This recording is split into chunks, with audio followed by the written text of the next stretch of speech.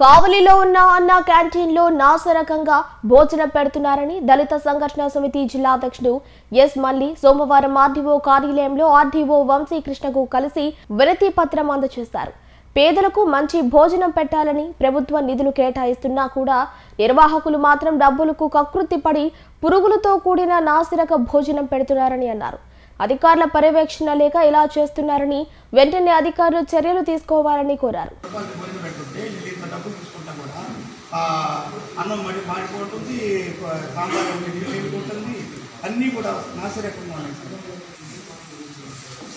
మా దళిత నాయకులు మేమందరం కలిసి ఇలా ఆర్డీఓ గారికి ఒక అర్జీ ఇచ్చాం సార్.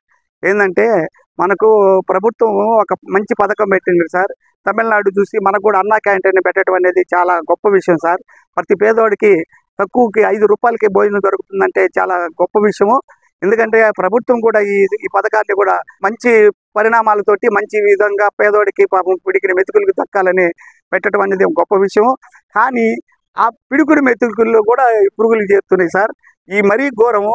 ఎందుకంటే ప్రభుత్వము ఒక భోజనానికి 35 రూపాయలు ఇస్తుంది సార్. 5 మందికి మళ్ళీ జీతాలు ఇస్తున్నారు.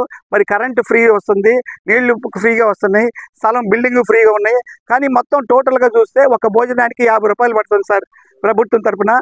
కానీ 50 రూపాయలకు తగ్గట్టుగా ఇక్కడ భోజనం లేదు సార్. మరి ఘోరం మీరు భోజనం చేయండి. కొత్త సాంబార్ ఏమంటే నీళ్ళుగా ఉంటుంది. మళ్ళీ ఒక పప్పు కూర ఏమంటే అది కూడా నీళ్ళుగా ఉంటుంది. ఈ అన్నం ముద్దలుగా ఉంటుంది. ఎంత ఇది నాణ్యత లేకుండా ఉంటుందంటే పేదవాడు కొంచెం తిని పడేస్తున్నాడు. అది కూడా చాలా బాధాకరమైన విషయం. నాణ్యమైన భోజనం కొంచెం పెట్టినా బాగుంటుంది. పక్కన వాళ్ళు 20 రూపాయలకి మంచి భోజనం పెడుతున్నారు ప్రైవేటు వ్యక్తులు. గవర్నమెంట్ ఇన్ని సదుపాయాలు కల్పించి ఇంత సౌకర్యాలు ఇచ్చి మళ్ళీ ఎంత వాటరు కరెంటు మొత్తం ఇచ్చి కూడా వాళ్ళు ఈ విధంగా నాణ్యమైన భోజనం పెట్టాల్సినంత అవసరమే వచ్చింది. 50 రూపాయల భోజనాన్ని పెట్టలేరు వీళ్ళు. కాబట్టి ప్రభుత్వం పర్యవేక్షణ ఉండాలి. ప్రభుత్వం మేము 30 రూపాయలు ఒక భోజనానికి ఇస్తున్నారని చెప్పి ఆర్డీఓ గారు అప్పుడప్పుడు చూడాలి కదా, ఎంఆర్ఓ చూడాలి కదా. ఈ అధికారులందరూ ఏమవుతున్నారు, వీళ్ళు ఏం పట్టించుకోకపోతే ఎట్లని. ఇది 10 మంది భోజనం అయిపోయా, రోజు 200 మందికి భోజనం పెట్టాలనే ఒక పథకం అయిపోయా. మీరు అందరూ పర్యవేక్షించాలి కదా.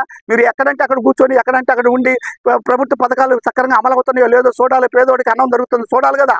ఇదే చూడకుండా ఎంత ఏసీలో కూర్చుంటే ఎట్లా? ఇది అన్యాయం. ఏసీలో కూర్చొని పని చేయాలంటే మాత్రం కుదరదు. తప్పకుండా ప్రజాక్షేత్రంలోకి రావాలి, ప్రజల్ని చూడాలి, ప్రజల సంక్షేమం చూడాలి, ప్రజలకి బియ్యం అందుతున్నాయా, కూడు అందుతుందా, ఏదో ఒకటి అందుతుందో చూడాలి. మీరు కానీ చూడకుంటే ప్రజలు సర్వనాశనం అయిపోతారు. అధికారులే నిర్లక్ష్యం వల్లే ఇదంతా జరుగుతుంది. కాబట్టి నాణ్యమైన భోజనం దొరకాలంటే అన్నా క్యాంటీన్లో అధికారులు పర్యవేక్షణ ఉండాలి. కాబట్టి తప్పకుండా అధికారులు చర్య తీసుకోవాలని కోరుతున్నాం సార్.